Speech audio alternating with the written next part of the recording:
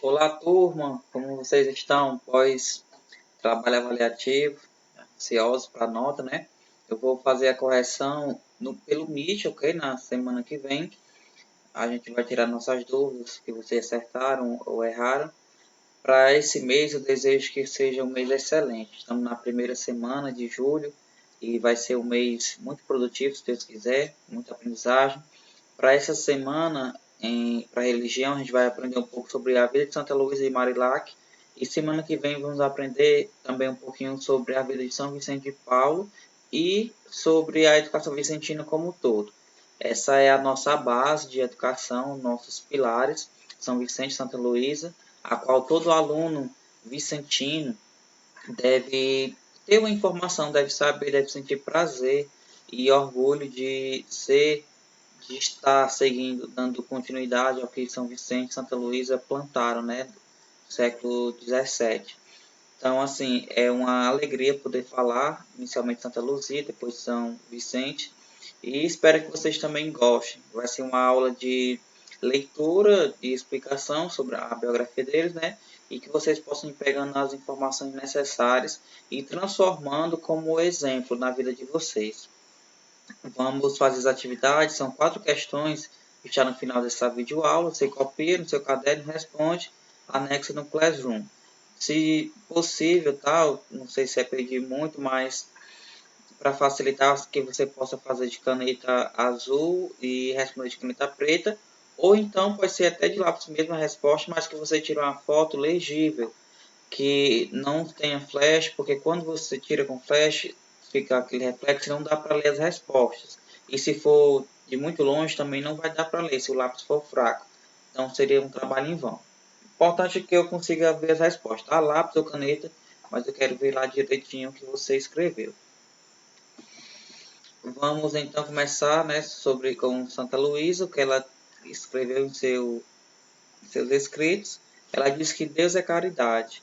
Quem tiver mais caridade, mais participará dessa luz divina que a inflamará eternamente no santo amor. Quero, pois, fazer tudo quanto puder para manter no exercício do amor santo e apaziguar meu coração ante todas as amarguras que o contrariam.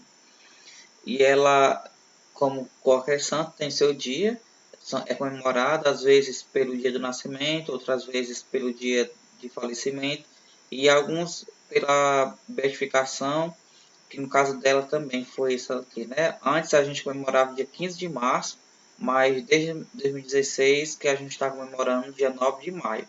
Então, oficialmente hoje, ano 2020, Santa Luísa de Marilac tem o seu dia, sua comemoração, sua festa, no dia 9 de maio. Ela nasceu em Paris, no dia 12 de agosto de 1591, ao final do século XVI. Sua origem familiar está envolta em controvérsias, especialmente em relação à identidade de sua mãe, que ainda hoje permanece desconhecida. Tal como o nascimento, sua infância é marcada por desencontros e privações, especialmente da presença e do afeto familiar. Ainda nos primeiros anos, Luísa é colocada no convento das Dominicanas de Foz, onde residia sua tia-avó. A vida familiar, a base familiar mesmo, pai e mãe de Santa Luísa, sempre foi um dilema muito grande. Ela não conheceu, provavelmente, sua mãe. Com seu pai também era meio que foi renegada, e com a sua tia-avó, que morava no convento, ela foi para lá também, mas não foi mil maravilhas também, né? Então, resumindo, essa parte familiar não foi favorável para ela. Em relação à sua família paterna, seus biógrafos apresentam como uma filha de Luís de Marillac, pertencente à nobreza francesa. Sua descendência nobre, contudo, não foi para ela sinônimo de regalias e facilidades, pois nunca foi, de fato, reconhecida pelos seus. Ou seja, né, se fosse realmente filha de um nobre, mas isso não influenciou muita coisa, porque não foi assumida assim, não foi tida como nobre, mas viveu totalmente afastada desse pessoal da família dela, dessa parte da família. E Luísa de Marilac, Marilac é o sobrenome deles, não é a região, porque às vezes alguns santos eles utilizam como sobrenome, não o próprio santo, né? As outras pessoas utilizam sobrenomes o lugar de origem. Por exemplo, São Francisco de Assis. Assis não é o sobrenome dele, é o lugar de onde ele vem, na Itália, São Francisco de Assis. Mas no caso de Santa Luísa de Marilac, Marilac não é o lugar, é realmente o sobrenome. Tá? Só um detalhezinho para você ficar esperto nas próximas. No convento, recebeu uma esmerada educação sobre vários aspectos humanos, intelectual, espiritual, artístico, e que ele foi de grande valia em sua missão futura, junto às irmãs e aos pobres. Isso daqui lá na frente vai contar muito tudo que ela aprendeu, o letramento, essa parte intelectual, a inteligência mesmo, a articulação, a organização de, de algumas coisas, né, juntamente com São Vicente de Paulo. Aos 13 anos, é retirado de posse pela família, passando a morar no pensionato de uma modesta senhora que acolhe várias jovens de sua idade. Alguns de seus estudiosos especulam, inclusive, que essa senhora seria a mãe biológica de Luís. Por isso que eu disse que ela não conheceu a sua mãe, provavelmente, né? Mas alguns estudos dizem que ela ficou com sua mãe nessa casa sem ela saber que era a própria mãe. E não sei se não chega na pesquisa que eu fiz, não foi mencionada que a mãe poderia conhecer ela. Não sei se as duas se conheciam, né? Mas enfim, isso não muda o fato de ser quem ela foi, de ter dado a volta por cima em relação a essa fragilidade familiar. Em geral, seus biógrafos a descrevem como uma mulher de constituição física pequena e frágil, frequentemente acometida de enfermidades. Chega. Embora não fosse acometida de doenças sérias, sua saúde exigia dela permanentes cuidados. Então, isso daqui já vai servir como uma resposta das questões que vão estar lá no final, tá? Essa parte que descreve o físico dela. E aqui também, ó, vai agora descrever sua personalidade. Contudo, é de uma mulher forte que, embora introspectiva, ou seja, que guarda muita coisa para si mesma, calada, possui uma profundidade ímpar e um notável senso completativo, ou seja, de oração. A própria situação familiar fez buscar a interioridade. Essa tendência pessoal, aliada à aproximação da vida religiosa, a fez aspirar à consagração. Chega a emitir um voto pessoal nesse sentido. Era seu desejo entrar para o convento das Capuchinhas, conhecidas pela austeridade e rigidez de vida, dedicada intensamente à penitência e à oração. Vocês vão ver bem lá na frente que isso aqui foi um tormento para ela depois. O sonho dela, aliás, não era um sonho. O voto que ela fez foi de ser uma irmã capuchinha, uma irmã de convento, tá? Mas vocês estão vendo aqui ó, que não deu certo. O pedido dela foi negado pelo superior. Ele dizia que ela era muito frágil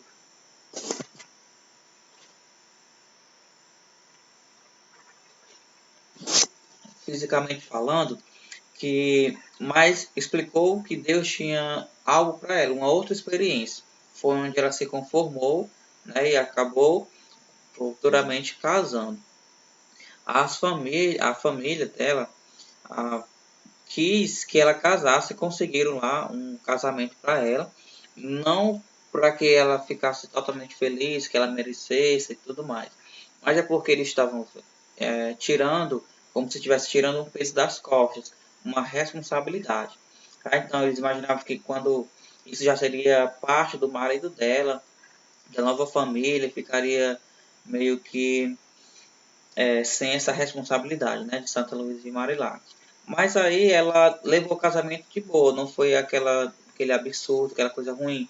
Geralmente quando você fala em casamento arranjado, alguém não gosta, né, uma parte não gosta. Ela, como santa, como uma mulher muito pura, muito de Deus, então ela foi conseguindo levar.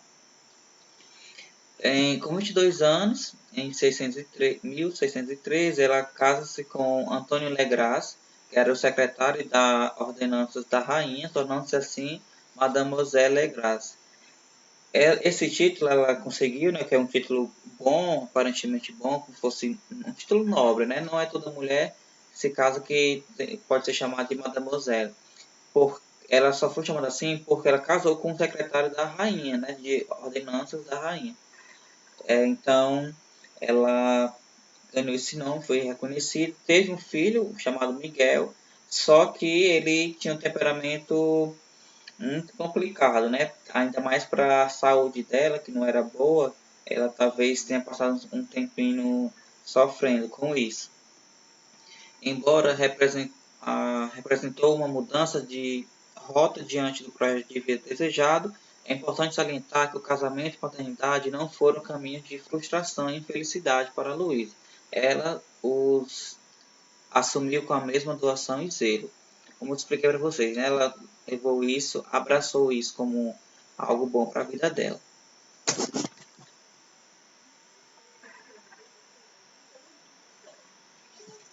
Foi uma experiência, contudo, também marcada por dificuldades e sofrimento, seja em relação ao do filho, cerceado pelos cuidados excessivos da mãe e de suas projeções pessoais sobre ele, como também na estabilidade estrutural da família, o que passou a ter um impacto mais notável com o adoecimento e morte de seu marido em 23. Às vezes as pessoas estão bem, aparentemente bem, ela não tinha sofrido por não morar com seus pais, mas houve um momento de vida que ela não estava tão bem, ela desencadeou muita coisa, né? Veio à tona muita coisa. A doença de Antônio Legras foi um período de intensas indagações para Luiz. Seus escrúpulos religiosos a fizeram ver nessa situação como que um castigo de Deus, porque não tinha se consagrado. Ela imaginou que o marido dela estava sofrendo daquele jeito porque ela tinha feito uma promessa a Deus e não cumpriu. A promessa foi feita bem lá no início, que ela dizia que ia para ser freira, né, nas capuchinhas, nas irmãs capuchinhas, no convento. E ela, como isso não deu certo, ela imaginou que Deus estivesse com raiva dela.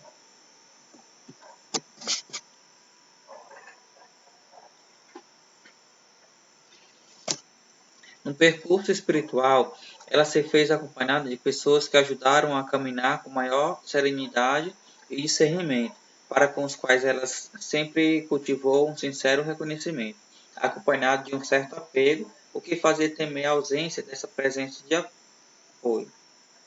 Em 23, é marcado simultaneamente por momentos de angústia e consolo espiritual para Luísa. Como ela mesma atesta em seus escritos, seu espírito é assolado por três substanciais negações. Então, nesse tempo aqui de vida, ela ficou bem pensativa a fazer as reflexões dessa maneira. Sobre a fé, no âmbito da fé, ela estava com muitas dúvidas sobre a imortalidade, sobre a vida sobre o céu, sobre o paraíso, né, se realmente teríamos uma vida eterna com Deus, a imortalidade da alma. Também sobre o estado de vida, ela queria abandonar, passou a pensar se não seria melhor abandonar o marido e o filho para voltar para o convento, não para abandoná-los, mas por si só, né, mas para que Deus, isso na visão dela, né, parasse com aquele castigo, já que ela imaginava que a doença do marido é por conta de um castigo. Ou deve permanecer ao seu lado. A serviço do seu diretor espiritual, teme perder seu auxílio. Essa terceira parte. Ela ficou muito confusa também sobre os seus superiores, né, se iria perder seu auxílio.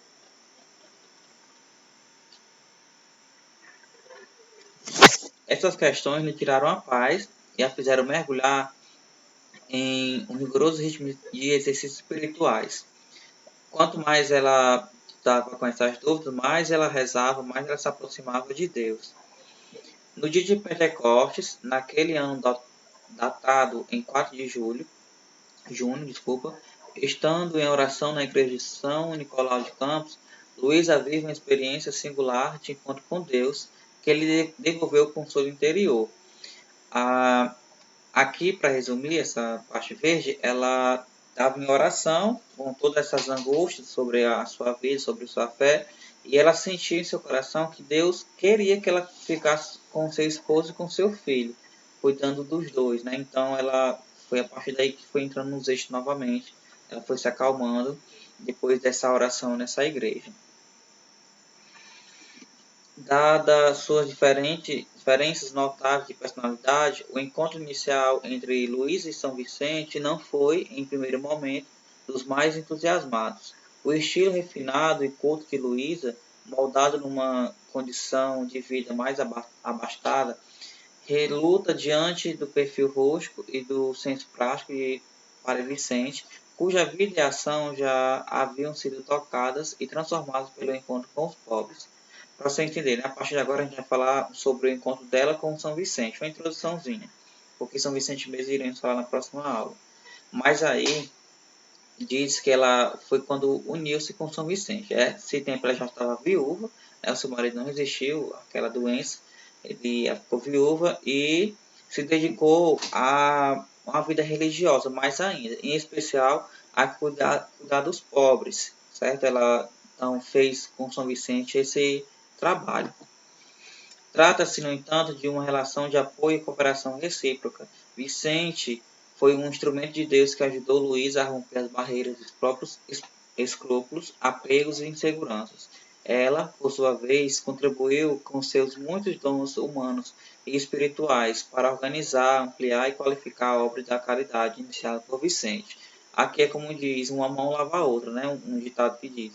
Os dois se ajudavam. Ela, como uma pessoa inteligente, muito instruída, ela qualificou essas obras de caridade com São Vicente, e ele, como era padre, eles se juntaram não como esposo e esposo, não, ele era padre, mas ele ajudou no sentido de o sentido espiritual, dando esse conforto, né, espiritual que ela precisava por conta de tantas coisas que ela já tinha passado na vida.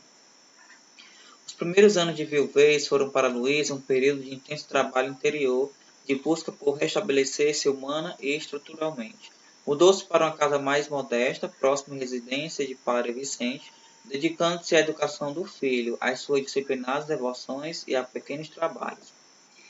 As primeiras contribuições de Luiz de Marilac nas iniciativas de Vicente de Paulo foi na animação e formação das confrarias da caridade, criadas a partir da experiência de Chantillon, e rapidamente se espalharam por toda a França. Aqui é onde realmente começa a aparecer as primeiras irmãs nessa vocação mais voltada para a caridade. As confrarias da caridade depois foram se tornando outras instituições. Hoje a gente conhece como as irmãs de caridade. Podemos citar aqui a Irmã Nazaré, que é a nossa diretora, como um. Então, é o fruto por isso que estamos estudando isso, né? De onde vem a educação vicentina, as irmãs, qual é a essência. Vocês estão percebendo aqui que é para cuidar dos outros, da caridade. Então, assim, essa parte é muito importante a gente frisar isso, não esqueça, tá? Seu senso pedagógico e capacidade de organização lhe foram de grande valia nesta tarefa que, além de possibilitar a Vicente e a ela um olhar de conjunto e amplo sobre a obra das caridades, permitiu identificar e intervir com maior eficácia junto às dificuldades existentes. Passou há cerca de 4 anos envolvida com essa missão. Foi o tempo que Luiz, nessa primeira missão, onde os dois juntos estavam abrindo mais esse negócio, esses caminhos da caridade. Para resumir essa parte aqui, tá, que é extenso para ler, vai ficar mais demorado, mas eu queria destacar que ela ajudou, não só ela, mas algumas irmãs ajudaram as pessoas que não tinham acesso à Bíblia, não sabiam ler, ou então porque não tinha Bíblia mesmo, tudo era antigamente muito restrito, e ela ia ensinando os evangelhos e catequizando. Então, para resumir essa parte, podemos dizer que ela foi uma grande catequista para as pessoas, tá? A Luísa faleceu, né? Santa Luísa Marilac faleceu em 15 de março de 1660, poucos meses antes de Vicente de Paulo. Sua beatificação se deu em 9 de maio, que no caso é quando está sendo comemorado.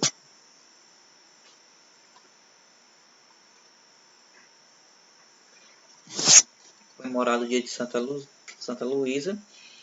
A canonização foi 11 de março de 34 e o mais recente, né, em 60, foi proclamado pelo Papa João XIII a patrona de todas as obras sociais. Isso é muito importante, tá? Com esse título aqui, não para as questões, mas para você mesmo. Ela é considerada a patrona de todas as obras sociais. Aqui fala que as obras hoje, né, através da inspiração, da aspiração de Santa Luísa de Marilac, muitas obras hoje acontecem. Foi por conta dela que hoje eu estou aqui, você está aqui como professor e aluno vicentino. Poderíamos, poderíamos estar, sim, com certeza, mas de outra forma, né? Não com esse carisma, não com esse o nosso objetivo, que não é apenas educar com uma matéria escolares, mas educar para a vida, para se tornar boas pessoas, bons cidadãos, e no sentido espiritual, ter um sentido de vida, né? Não te catequizar, não é esse o objetivo, mas que você encontre os seus caminhos diante de Deus. E aqui, para finalizar, ela deixa para suas irmãs como um testamento, uma carta espiritual, onde ela diz: minhas queridas irmãs, continuo pedindo a Deus por vós e rogo conceder-vos a graça de perseverar em vossa vocação, para que possais servi-lo no modo como ele vos pede. Tende grande cuidado do serviço dos pobres e, sobretudo, vivei juntas numa grande união e cordialidade, amando-vos umas às outras, para imitar a união e a vida do Nosso Senhor. Pedi muito à Santíssima Virgem que seja vossa única mãe. Essas são as questões que eu falei para vocês, que vocês irão copiar. E eu espero que, né, você possa imitar, né, vocês vão dar uma pausa, tá, e copiar no caderno. São poucas, não vai dar preguiça não, vai dar certo. E que Deus nos abençoe, que seja um dia maravilhoso, uma ótima quinta, ou sexta, um final de semana. Que Deus revigore suas forças, né, para a gente sempre seguir em frente, tá bom? Abraço.